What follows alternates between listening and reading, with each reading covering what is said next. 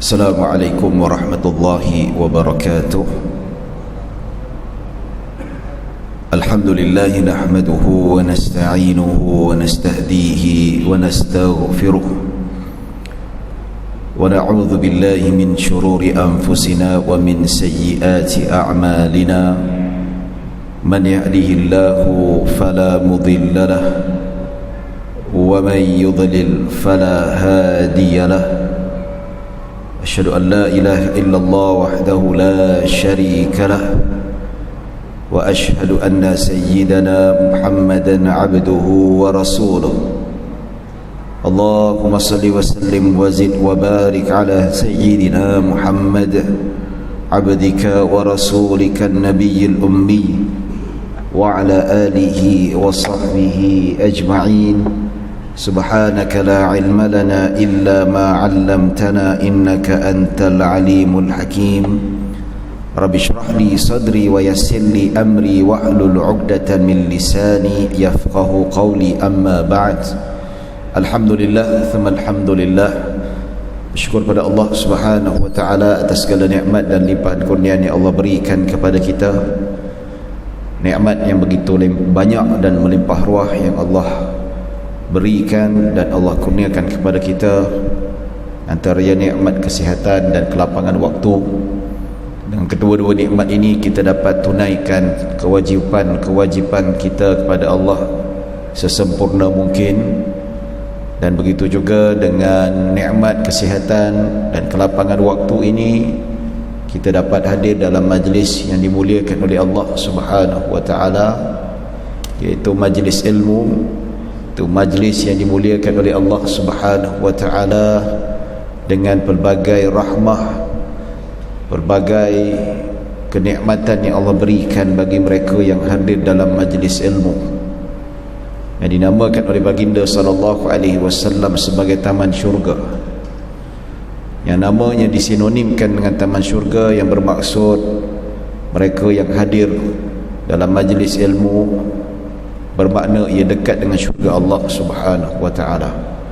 Mudah-mudahan istiqamah diri kita dalam menghadirkan diri dalam majlis ilmu ini, mudah-mudahan Allah permudahkan urusan kita untuk masuk ke syurganya insya-Allah. Tuan-tuan dan puan-puan yang dirahmati Allah Subhanahu wa taala, mereka yang hadir dalam majlis ilmu ini merupakan kemuliaan yang diberikan oleh Allah Subhanahu wa taala. Kemuliaan yang dimaksudkan berdasarkan hadis Nabi sallallahu alaihi wasallam. Nabi bersabda, man yuridillahu bihi khairan yufaqihu fid din, yang bermaksud sesiapa yang Allah inginkan kebaikan ke atas dirinya, maka Allah akan kurniakan pemahaman agama pada dirinya. Hadis riwayat Imam Muslim. Hadis ni tuan-tuan menyebut apabila Allah kurniakan seseorang itu faham agamanya, bermakna Allah inginkan banyak kebaikan, Allah mahu kurniakan dia banyak kebaikan. Dan makna sebaliknya, kalau Allah tak beri ataupun tak kurniakan pada dirinya, pada diri kita, pada tuan-tuan, faham agama, maksudnya hidup dekat dunia ni tak faham agama kita, maka bermakna Allah inginkan keburukan. Allah tidak mahu kurniakan keburukan, Allah tidak mahu mengurniakan kebaikan pada diri kita. Jadi nak faham agama ni tak ada cara lain kecuali dengan belajar. Cara kita menuntut ilmu, itu cara, tak ada cara lain. Dia tak ada cara kasyaf, dia tak ada cara kita tidur malam tadi mimpi, bangun-bangun tidur jadi alim terus, tak ada. Nak faham agama mestilah melalui pembelajaran dan pengajaran. Jadi macam mana nak ada pembelajaran, dia ada kepengajaran. Ada orang yang mengajar dan ada yang belajar, maka wujudlah pemahaman agama. Sebab itu dalam majlis ilmu inilah diberikan keutamaan dan diberikan kemuliaan yang sangat hebat di sisi Allah Subhanahu wa taala. Menuntut ilmu ni dia ada beberapa cara. Ada yang cara formal, ada yang cara tak formal. Kalau formal tu dekat universiti, dekat sekolah, Kita ambil sijil dan macam-macam lagi, kursus, ada silibusnya, ada ujian dan macam-macam lagi. Yang tak formal, macam dekat pengajian dekat surau, di masjid, pengajian secara online, ataupun kita lihat rakaman-rakaman ceramah daripada penceramah-penceramah yang berilmu dan seumpamanya. Itu pun juga sebagai menuntut ilmu, belajar untuk faham agama. Dan dalam hadis itu juga Nabi kata, man yuridillahu bihi khairan, jika Allah inginkan kebaikan ke atas seseorang, Allah beri dia pemahaman agama. Apakah maksud kebaikan di sini? Kebaikan di sini ulama kata banyak, sangat banyak. Kalau kita lihat bagaimana Nabi SAW menggunakan laras bahasa dalam hadis ini, menunjukkan bahawa kebaikan yang dimaksudkan dalam hadis ini adalah luas. Khairan, yang faham bahasa Arab alhamdulillah, tak faham tak apa, dengar saja. Khairan, Nabi tak guna al-khair. Dalam istilah bahasa Arab dia gunakan penggunaan nakirah, bukan ma'rifah. Kalau kita terjemah nakirah ma'rifah dalam bahasa Inggeris ni definite dan indefinite. So Allah, Nabi SAW guna khairan, dia bukan indefinite. Dia maksudnya dia bukan definite, indefinite, umum. Terlalu umum kebaikan di sini. Ulama kata mana-mana kebiasaannya dalam Al-Quran dan begitu juga dalam hadis Nabi SAW, apabila dibahaskan dari segi sudut linguistik, kebanyakan perkataan yang indefinite, kalau terjemah bahasa Arabnya nakirah, membawa makna umum dan membawa makna luas. Jadi dalam hadis ni Allah nak bagi kebaikan yang dimaksudkan terlalu luas, banyak sekali. Maksudnya yang belajar, yang faham agama, Allah bagi dia kebaikan yang begitu luas. Antaranya kebaikan, dia tahu agama Allah. Bila dia faham agama Allah, dia tahu apa yang Allah inginkan, dia tahu apa yang Allah mahukan, dan dia faham apa sunnah Nabi SAW. Kedua, bila dia faham agama, dia tahu halal dan haram, dia tahu makna sebenar, dia tahu apa hakikat yang dibenarkan oleh Allah, apa yang dilarang oleh Allah Subhanahu wa taala. Dan ketiga, bila dia tahu tentang agama dan dia faham agama, insya-Allah dia dapat membezakan antara adat dan ibadah. Dia dapat membezakan antara adat dengan bid'ah yang sesat. Berapa ramai yang beribadah tapi beribadah dengan ibadah yang tak tepat, ibadah yang tak betul. Tak ada ilmu, tak belajar, tak faham agama, suruh belajar tak nak. Itulah, bukan kita kata nak keji ataupun kita nak kecam, tetapi peluang ada. Tetapi rugilah mereka yang tidak mengambil peluang yang diberikan oleh Allah Subhanahu wa taala. Tuan-tuan dan puan-puan dirahmati Allah Subhanahu wa taala, di sebalik daripada maksud hadis ini, siapa yang Allah tak bagi faham agama, Allah bagi dia banyak keburukan. Dia tak faham agama dia, celaru hidup je, dan dia interpretasikan agama tu dengan cara yang salah. Baru-baru ni tuan-tuan, saya nak sentuh sikit lah mukadimah. Kita tak masuk banyak-banyak lah, kita nak masuk kitab, pengajian kitab ni, yang mana penerbitan satu filem yang sangat kontroversi. Saya yakin tuan-tuan dan puan-puan ada tengok filem tu ataupun dengar filem tu. Filem tu filem Mentega Terbang yang sudah diharamkan, yang sudah disiarkan di mainstream view dekat internet. Dia tidak disiarkan dekat tayangan perdana seperti RTM, TV3 dan wayang, tak ada, internet saja. Dia sudah diterbitkan pada tahun 2021 filem ni, dan filem cukup kontroversi, penuh dengan penghinaan agama Islam, dan elemen-elemen yang terkandung dalam filem itu wujud perkara yang berlawanan dengan akidah Islam. Terutamanya dia mempromosikan falsafah kepercayaan reincarnation, kelahiran semula. Ini bahaya ni, sangat bertentangan dengan akidah Islam. Kedua, dia berkempen supaya orang Islam murtad secara jelas, secara skrip dan perbualan. Siapa yang tengok dapat tengoklah. Saya sendiri dapat tengok, dan sangat-sangat bahaya.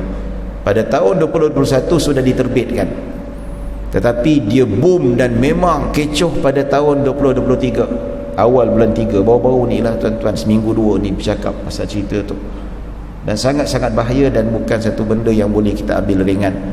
Kenapa baru kecoh 2023? Sebab 2021 dan 2022 lebih kurang setahun lebih filem ini disiarkan secara private dan sangat-sangat eksklusif. Dia jual tiket tak mahal RM15, tetapi yang boleh beli tiket tu hanya golongan mereka saja, mereka yang berpahaman liberal. Kalau saya tik nak beli tiket, dia tengok nama Syed Shahrizal, oh tak boleh jual, oh ini ustaz ni, Pak Lebay, dia bukan geng kita. Tapi memang seseorang itu memang outspoken, cerita pasal liberal ataupun berpemikiran liberal, ada ciri-ciri pluralisme, okey boleh beli. Dia memang promosi antara puak-puak mereka sahaja. Tetapi pada tahun awal 2023 mereka melihat filem itu semakin rancak dan mendapat sokongan. Of course lah, puak-puak dia yang sokong memang dah rancak, kan? Mereka berani untuk publikkan pada tahun 2023 pada penghujung Februari, dan dapat dikesan dan memang menyebabkan ramai umat Islam yang marah. Karyawan-karyawan, seniman-seniman Muslim pun marah juga. Dia kata ini filem yang sampah, penghinaan terhadap agama, wujud akidah-akidah yang bertentangan dengan ajaran Islam, tambah lagi mempromosikan murtad dan pluralisme. Ini sangat bahaya. Apa yang kita kata menakutkan, penerbitan filem ini dia tak kisah tak keluar dekat mainstream, dia tak kisah kalau filem ini tak keluar dekat tayangan-tayangan perdana. Apa hal, buat apa nak keluar ke RTM? Tak perlu pun keluar ke RTM, tak payah. Pasal apa? Sebab dia target supaya rancangan dan filem ini ditonton oleh remaja. Tak keluar RTM tak apa. Sekarang ni tuan-tuan, cukup kat internet dah. Sambutan Alhamdulillah. Alhamdulillah lah kalau sesiapa yang nak buat konten Islamik ataupun dakwah dan sebagainya, cukup tak masuk TV pun tak apa. Internet sudah memadai. Tapi bila kita tengok fenomena ini berlaku tuan-tuan, kita pun takut lah. Kita pun takut dan kita rasa ngeri. Kita ada anak dan umur dah 17 tahun, 18 tahun, ya, tuan-tuan pun mungkin risau.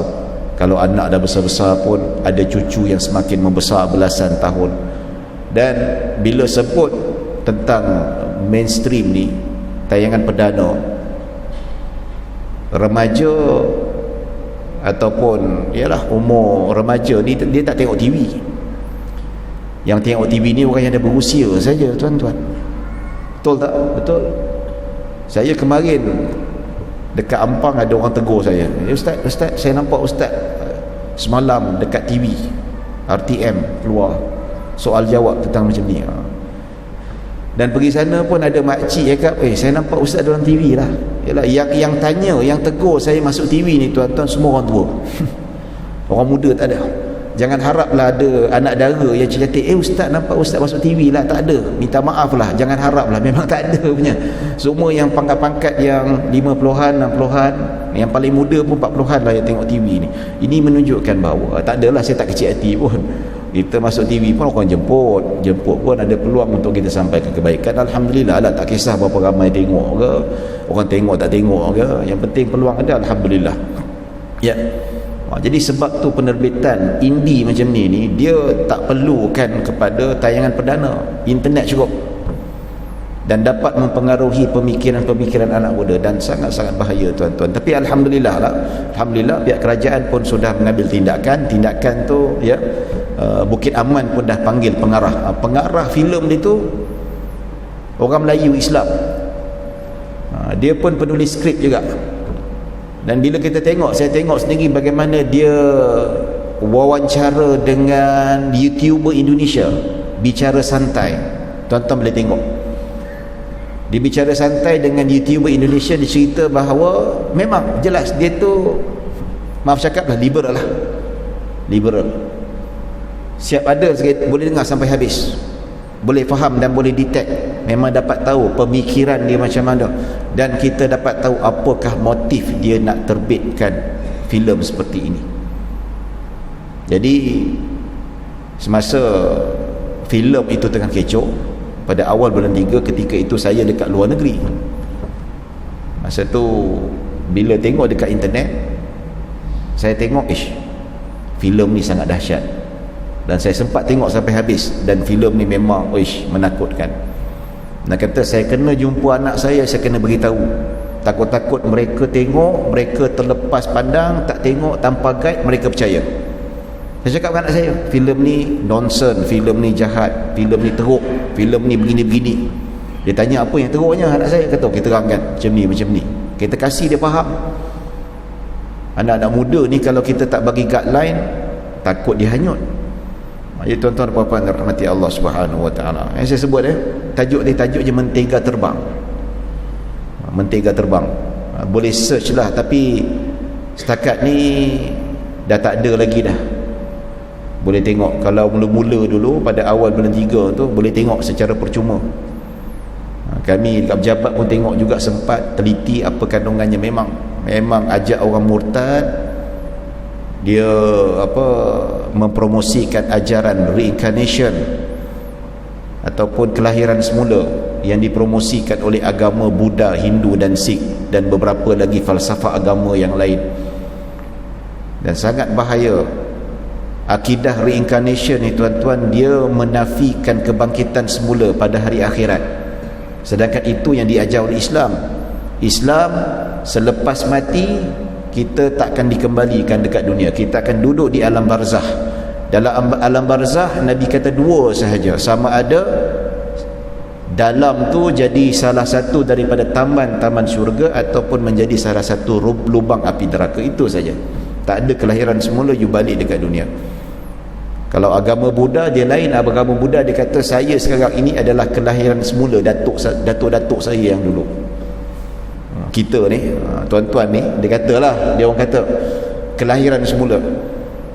Kalau kita sekarang ni baik, alhamdulillah, rezeki cukup, kaya, bermaksud Tuhan bagi balasan yang baik atas kebaikannya yang dahulu.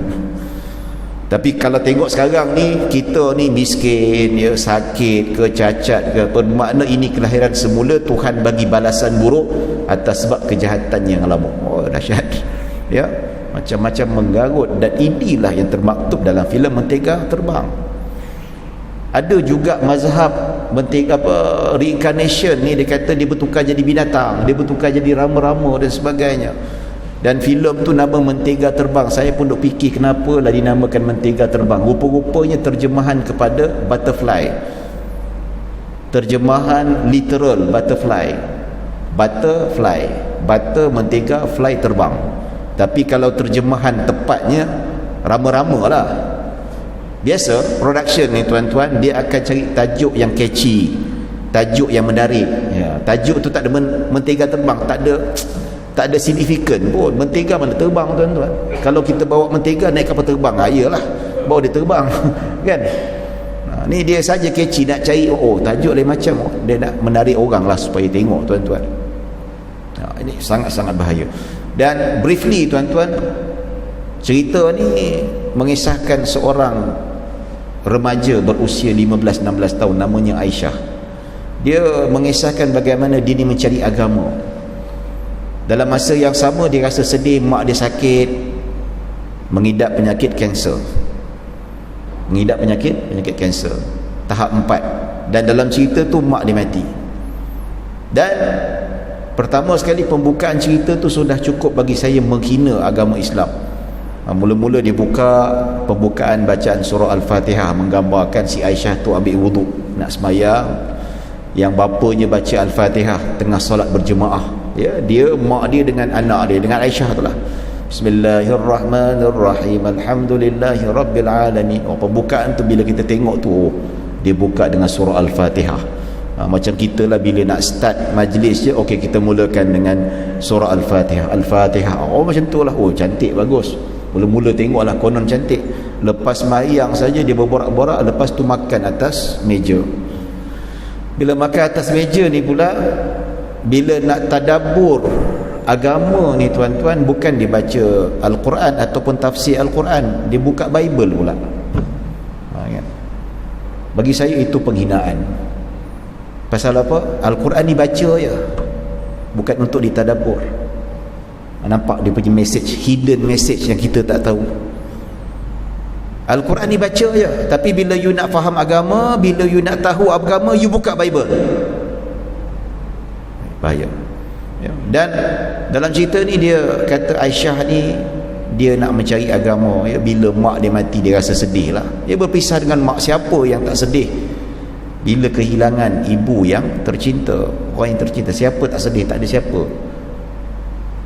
Jadi dia mencari-cari pemahaman dan dia nak tahu apakah yang bakal berlaku selepas kematian. Apa yang berlaku selepas kematian dia nak tahu. Tu dia tanya kawan yang beragama Hindu, dia tanya yang beragama Kristian dan macam sebagainya. Dia proses. Dan konklusinya tuan-tuan, dalam filem ini dia nak ceritakan bahawa Aisyah ni mencari agama mengikut perasaan. Dia sedih dan dia mengharapkan bahawa ibunya sentiasa bersama dengan dirinya walaupun dah mati. Kalau dia terus berpegang pada agama Islam ataupun dia percaya pada agama Islam, tuan-tuan, konsep reincarnation tak ada. Islam lepas dia mati, lepas kita mati tak akan dibangkitkan semula, tak ada. Tapi kalau agama lain ada. Boleh jadi mungkin mak dia mati, jadi rama-rama ke. Bila mak tu ada, oh mak ku sentiasa ada. Tapi bila yang menyedihkan tuan-tuan, bila penghujung filem tu, satu scene yang si Aisyah dekat dia ziarah kubur mak dia dengan bapa dia. Tiba-tiba nampak rama-rama datang. Dia tengok rama-rama tu, dia ketawa, dia senyum, menggambarkan bahawa pada penghujung cerita bahawa Aisyah percaya kepada falsafah kepercayaan reincarnation. Nampak? Dan bila saya kaji ni tuan-tuan, saya bagi buka-buka, rupa-rupanya rama-rama putih ni dia cukup simbolik dengan kepercayaan reincarnation ni tuan-tuan. Cukup simbolik. Bila sebut reincarnation, rama-rama putih. So dia masuk ke rama-rama putih dan akhirnya Aisyah gembira seolah-olah mak dia jadi rama-rama. Apa motif dia? Memang nak mempromosikan ajaran tu lah tuan-tuan. Ini sangat bahaya. Oh, kita ni memang. Jadi ialah takutlah golongan macam ni sangat-sangat berani, sangat-sangat berani dan sangat-sangat menakutkan pendekatan yang mereka lakukan. Kadang-kadang bila kita tengok ni mereka tak peduli. Satu lagi dalam filem tu dia masukkan elemen ajak murtad. Lepas mak dia mati, bapa dia cakap pada Aisyah tu, Aisyah, lepas ni kalau kamu rasa ada agama yang kamu rasa kamu yakin yang lebih baik daripada Islam, bapa dia kata go ahead, silakan. Tu terang. Bapa dia benarkan anak dia murtad walaupun lakonan, tetapi benda tu ialah seolah-olah berada dalam kehidupannya nyata si bapa membenarkan anak murtad. Ini satu benda yang sangat bahaya lah sebenarnya, ya. Tapi banyak lagi lah sebenarnya saya nak cerita, tapi itulah belum lagi masuk cerita pluralisme. Pluralisme ni liberalisme, pluralisme. Mengikut persidangan mesyuarat ahli jawatan kuasa perundingan hukum syarak wilayah persekutuan, bersepakat pada tahun 2014. Mesyuarat dilakukan, dijalankan, iaitu antara Datuk Mufti dengan AJK Fatwa membahaskan pada 18 Disember 2014, iaitu persidangan fatwa pada yang kali ke-88 telah memutuskan ajaran liberalisme dan pluralisme adalah ajaran yang sesat yang bercanggah dengan akidah ahli sunnah wal jamaah. Menurut akta dan enakmen jenayah syariah wilayah persekutuan, sesiapa yang menyebarkan dan sesiapa yang mempromosikan dengan apa cara sekalipun, melalui media massa ataupun secara verbal dan sebagainya, dikira melanggar enakmen jenayah syariah wilayah persekutuan dan boleh dikenakan hukuman dan boleh didakwa mahkamah syariah. Sekarang ni polis tengah buat siasatan. Lepas buat siasatan, insya-Allah akan dilakukan pendakwaan di mahkamah sivil atas peruntukan menghina agama, akta hasutan dan beberapa lagi. Kita doakan semoga berjaya. Dan kedua, sebahagian daripada mahkamah-mahkamah syariah negeri-negeri sedah mula bertindak nak mengambil tindakan nak menyaman pengarah filem dan penerbit filem itu sendiri. Ya, penerbit filem nak saman tak boleh, nak dakwa tak boleh sebab dia bukan Islam. Tapi dia nak saman pengarah dan begitu juga pelakon-pelakon yang beragama Islam dalam filem itu. Jadi kita doakan semoga berjaya. Yang baru-baru ni yang saya dengar Jawi dalam proses nak ambil tindakan undang-undang. Sekarang ni yang saya dengar Jabatan Agama Islam Negeri Sembilan pun dalam proses berbincang, dan tidak mustahil negeri-negeri lain juga akan. Bagi saya, biar 14 negeri yang ada kuasa agama ni buat dakwaan atas mereka yang bertanggungjawab untuk menyebarkan agama selain daripada agama Islam, yang memang kita ada akta dekat Malaysia ni tuan-tuan bahawa tidak boleh menyebarkan agama selain daripada agama Islam di negeri-negeri tanah Melayu. Kita ada undang-undang yang boleh menyekat penyebaran agama lain. Yang boleh disebarkan dekat tanah Melayu ni tuan-tuan hanya agama Islam saja.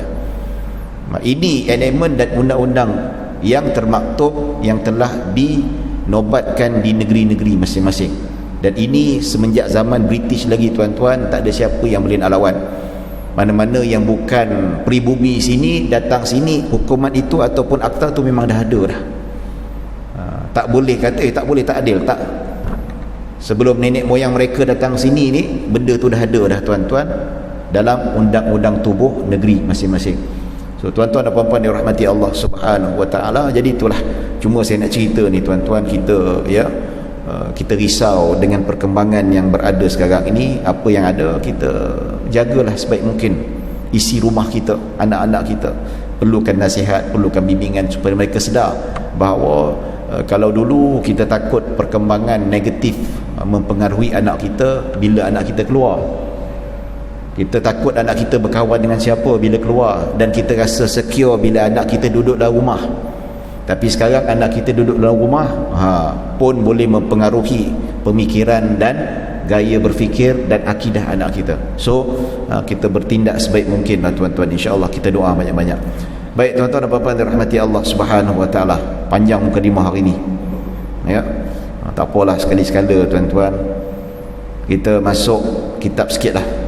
Ya. Tak banyak lah, kita pun dah nak 7.30 ni. Kita dah habis bab hadis yang ke-10, kita akan masuk hadis yang ke-11. Kita masuk bab zakat. Ya, hadis berkaitan dengan zakat. Ya, hadis yang ke-11. Bismillahirrahmanirrahim. Qala al-musannif rahimahullahu ta'ala, Hanzalah bin Abi Sufyan qala sami'tu Ikrimah bin Khalid yuhaddithu Tawusan qala jaa rajulan ila ibn Umar faqala ya Aba Abdurrahman ala taghzu faqala sami'tu Rasulullah sallallahu alaihi wasallam yaqul buniyal islamu ala khamsin syahadati an la ilaha illallah wa iqamis salah wa ita'iz zakah wal haji wa sawmi ramadana, rawahu Muslim. Baik, Hanzalah bin Abu Sufyan berkata, aku mendengar Ikrimah bin Khalid berbicara kepada Tawus. Seorang lelaki datang kepada Ibnu Umar lalu bertanya, wahai Abu Abdurrahman, tidakkah engkau pergi berperang? Beliau menjawab, aku mendengar Rasulullah sallallahu alaihi wasallam bersabda, Islam terbina di atas 5 perkara, iaitu penyaksian tiada Tuhan yang disembah melainkan Allah, mendirikan salat, menunaikan zakat, melaksanakan haji dan berpuasa di bulan Ramadan, riwayat Muslim. Tuan-tuan dan puan-puan yang dirahmati Allah Subhanahu wa taala, dia hadis ini, ya, kita masuk hadis yang ke-11, tumpuannya pada zakat. Ya, dia masukkan hadis ini nak menunjukkan tentang kefarduan zakat, pensyariatan zakat. Baik, kita jelaskan maksud hadis ini daripada Tawus. Tawus ni dia seorang tabi'in, anak murid kepada para sahabat dan anak murid kepada Abdullah ibn Umar. Dia kata seorang lelaki datang bertemu dengan Ibnu Umar radhiyallahu anhuma, lalu dia bertanya, wahai Ibnu Umar, wahai Abu Abdurrahman. Nama Ibnu Umar Abdullah bin Umar Al-Khattab, anak kepada Sayyidina Umar, dan gelarannya atau kunyahnya adalah Abu Abdurrahman. Itu gelarannya, gelaran hormatnya. So dia panggil Abu Abdurrahman tu lebih kurang gelaran lah kalau kita terjemahkan dalam bahasa Melayu. Jadi dia kata, tidakkah engkau pergi berperang?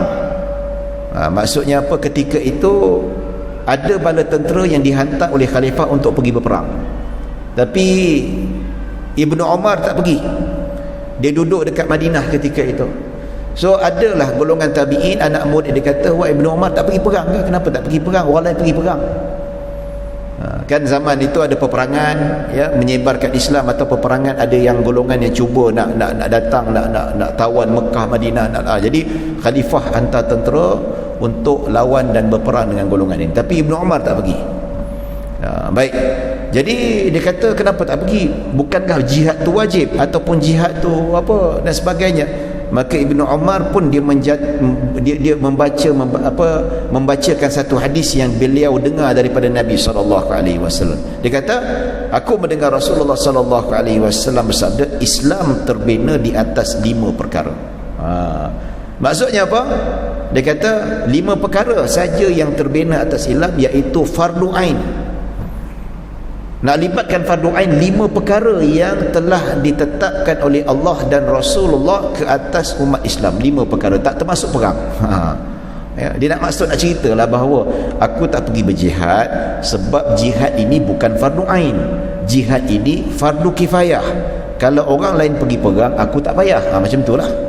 Betul tak? Maksudnya kalau ada tentera yang pergi perang, pergi berjihad fisabilillah, yang dilantik oleh khalifah, mencukupi keperluan, cukup.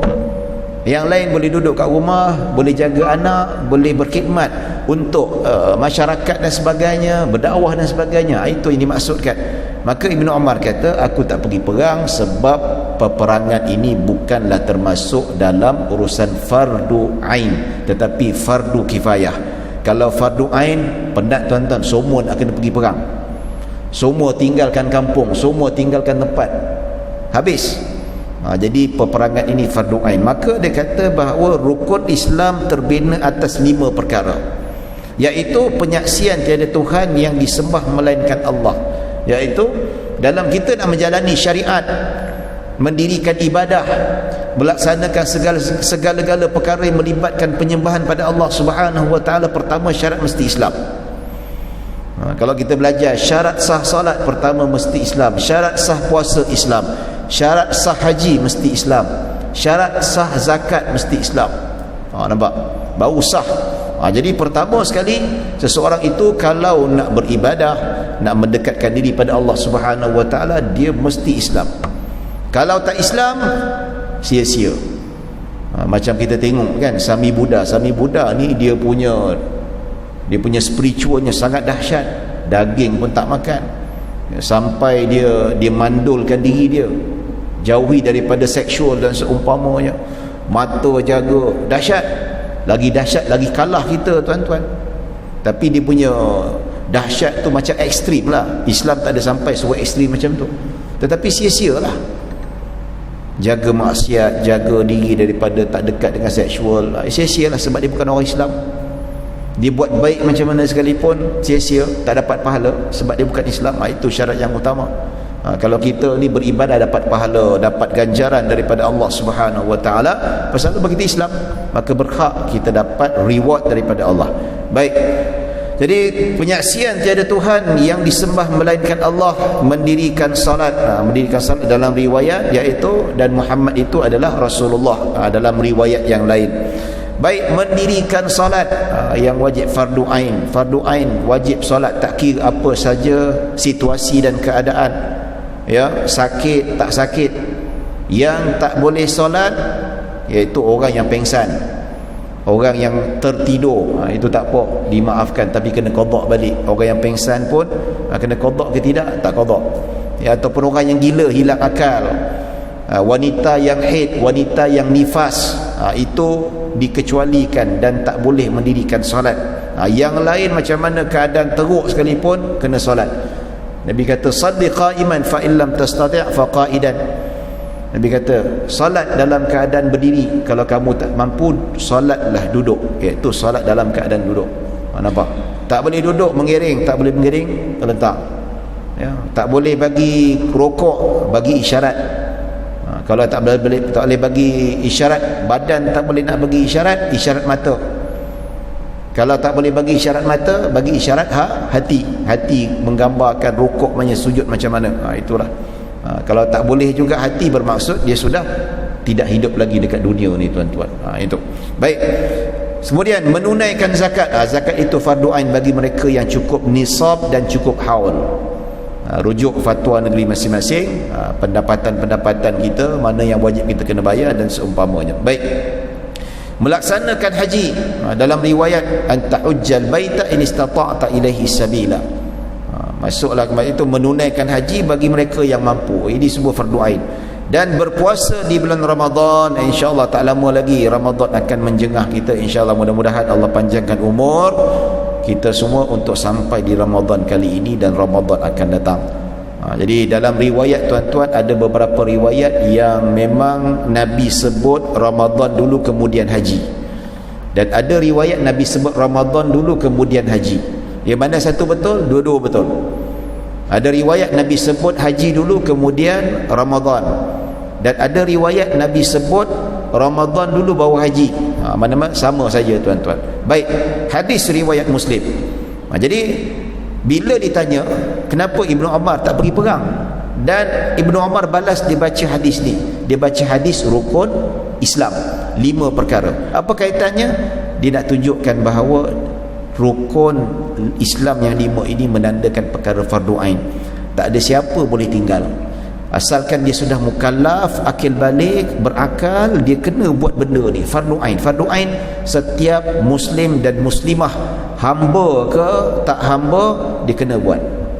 Tapi jihad tidak termasuk dalam fardu ain. Buktinya Nabi tak memasukkan jihad dalam rukun Islam yang 5 ini. Ya, baik. Dan apabila rukun 5 ini termasuk dalam fardu ain, maka dia termasuk dalam tunjang agama, bunyan Islam. Iaitu bunyan Islam ni maksudnya Islam itu terbina, Islam itu tertegak dengan 5 perkara.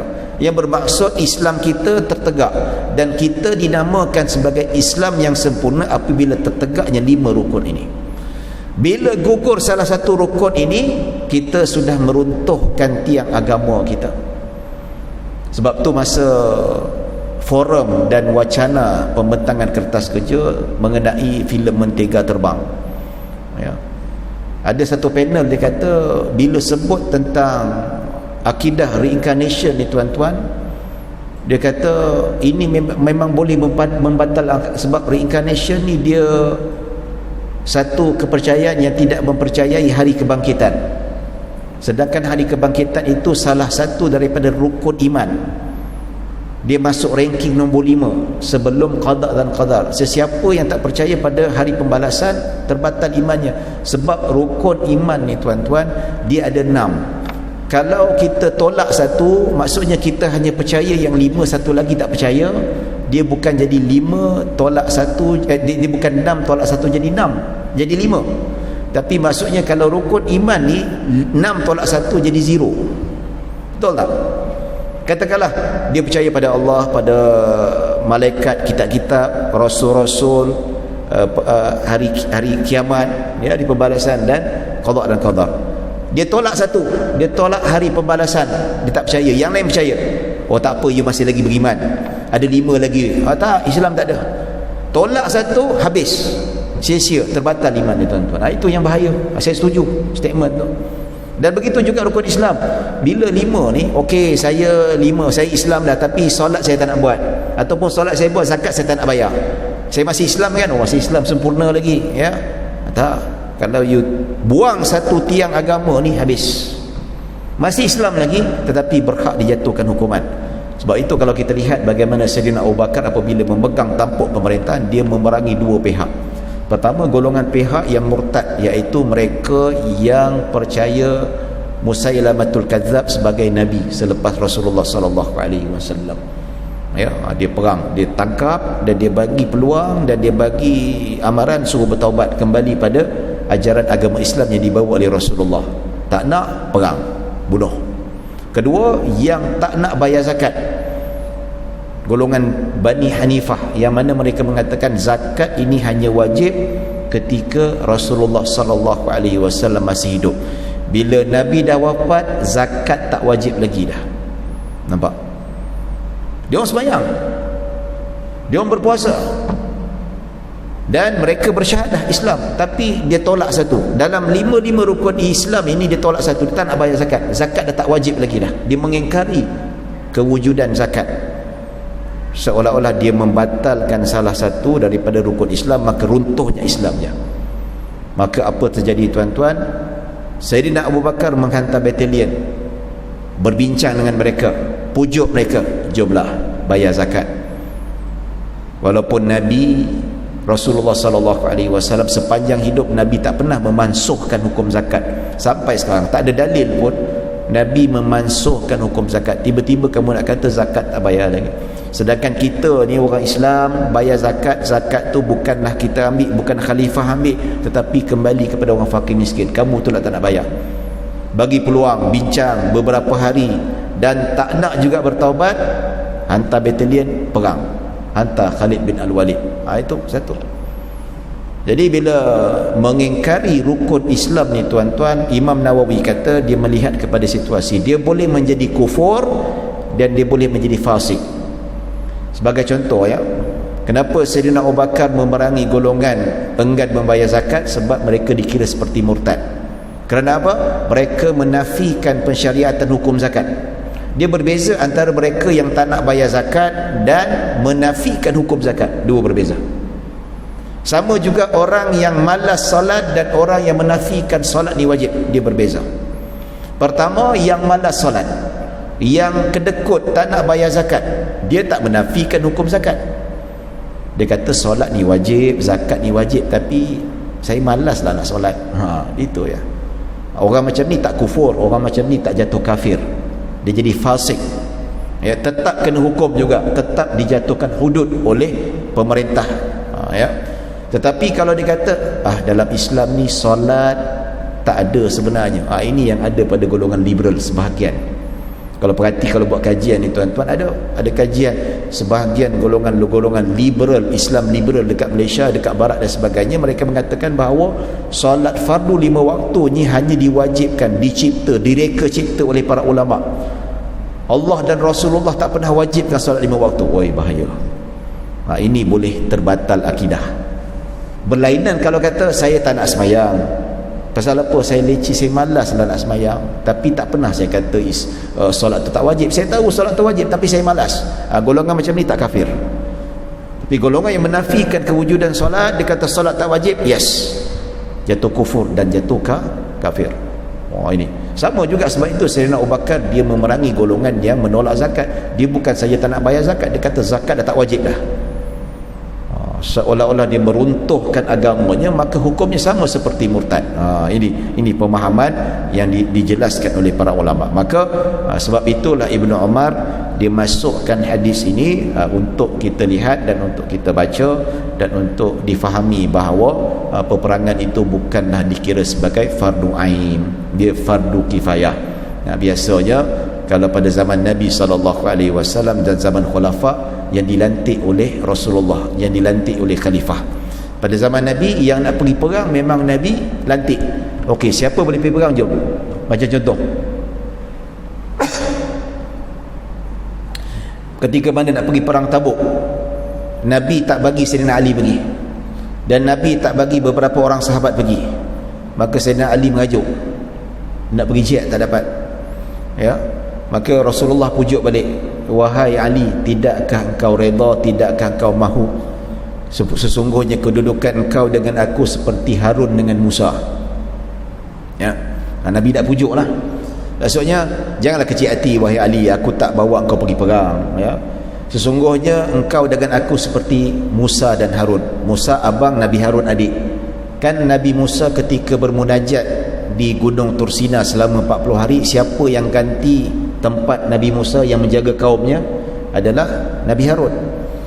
Jadi Nabi pergi perang, yang menggantikan tempat Nabi dekat Madinah adalah Sayyidina Ali. Itulah bila dengar macam tu, Sayyidina Ali pun lega lah. Okey, faham. Ya. Sebab apa Nabi tak bagi pergi semua? Kalau semua pergi, siapa nak jaga Madinah? kan, semua pergi perang habis okey Nabi pergi perang, kita serang Madinah, apa lelaki seorang pun tak ada, yang ada pakcik-pakcik tua yang tak mampu, dah sakit dan sebagainya. Jadi ada yang memang Nabi suruh pergi dan ada yang Nabi tak suruh pergi. Ada yang Nabi suruh jaga Madinah dan ada yang memang kata yang sakit, yang apa tak payah. Dan ada juga ketika mana ada yang nak pergi jihad, Nabi tak pergi-pergi. Sebab apa? Sebab mak bapak dia kena jaga. Kan ada seorang sahabat kata nak pergi perang, ya, kau ada orang tua kat rumah? Tak ada. Macam mana orang tua kau? Tak sihat, kau duduk jangan pergi perang, duduk rumah jaga orang tua kau. Macam tu. Jadi itu menunjukkan jihad fisabilillah bukan fardu ain. Dia bukanlah benda yang wajib, tetapi dia wajib.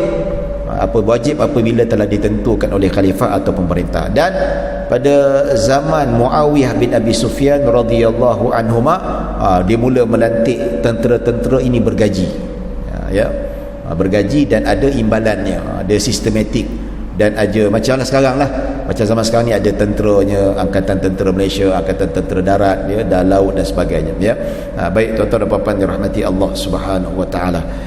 Baik, setakat itu saja tuan-tuan, serba sedikit yang dapat saya baca. Kita baca hadis, insya-Allah pada masa akan datang kita akan bincangkan beberapa lagi hadis berkaitan dengan zakat, iaitu hadis 40 fardu ain. Jadi mudah-mudahan kita mendapat rahmah dan maghfirah.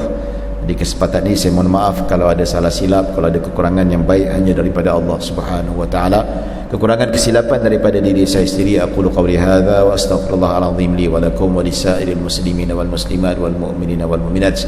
Bismillahirrahmanirrahim. Allahumma ij'al jam'ana hadza jam'an marhuma wa tafarruqana min ba'di tafarruqan ma'suma. Allahumma la tada' fi maqamina hadza dhanban illa ghafarta wa la hamman illa farajta wa la daynan illa qadaita wa la maridan illa shafaita wa la hajatan min hawaijid dunya wal akhirati illa qadaitaha ya rabbal alamin. Sallallahu ala sayyidina Muhammadin wa ala alihi washabbihi wasallam. Alhamdulillah rabbil alamin.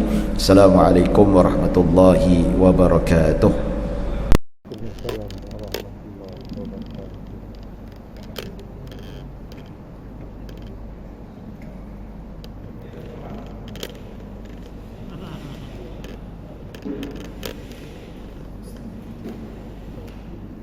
Eh?